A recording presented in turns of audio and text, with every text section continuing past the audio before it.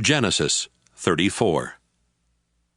Dinah, the daughter of Jacob and Leah, went to visit some of the women who lived there. She was seen by Hamor's son Shechem, the leader of the Hivites, and he grabbed her and raped her. But Shechem was attracted to Dinah, so he told her how much he loved her. He even asked his father to get her for his wife.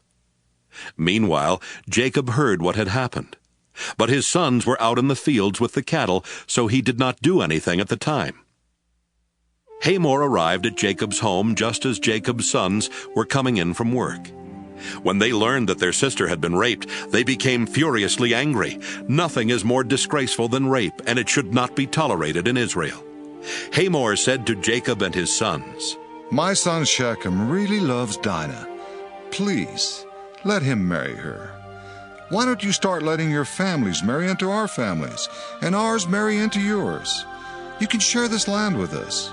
Move freely about until you find the property you want. Then buy it and settle down here." Shechem added, "Do this favor for me, and I'll give whatever you want. Ask anything, no matter how expensive. I'll do anything. Just let me marry Dinah." Jacob's sons wanted to get even with Shechem and his father because of what had happened to their sister. So they tricked them by saying, "You're not circumcised. It would be a disgrace for us to let you marry Dinah now. But we will let you marry her if you and the other men in your tribe get circumcised. Then your families can marry into ours, and ours can marry into yours, and we can live together like one nation.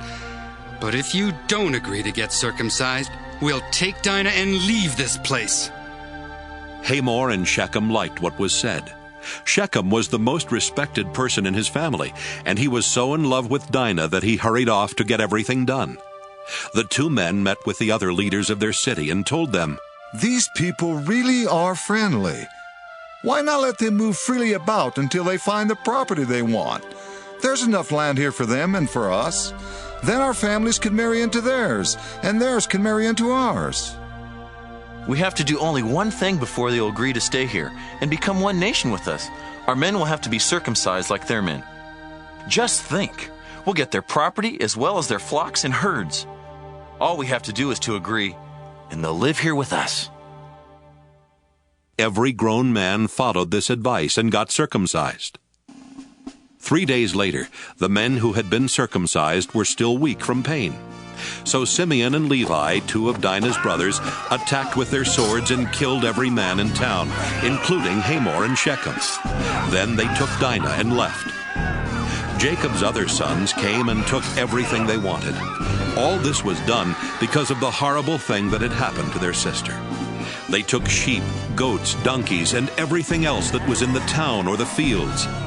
After taking everything of value from the houses, they dragged away the wives and children of their victims. Jacob said to Simeon and Levi, "Look what you've done.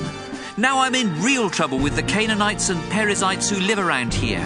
There aren't many of us, and if they attack, they'll kill everyone in my household." They answered, "Was it right to let our own sister be treated that way?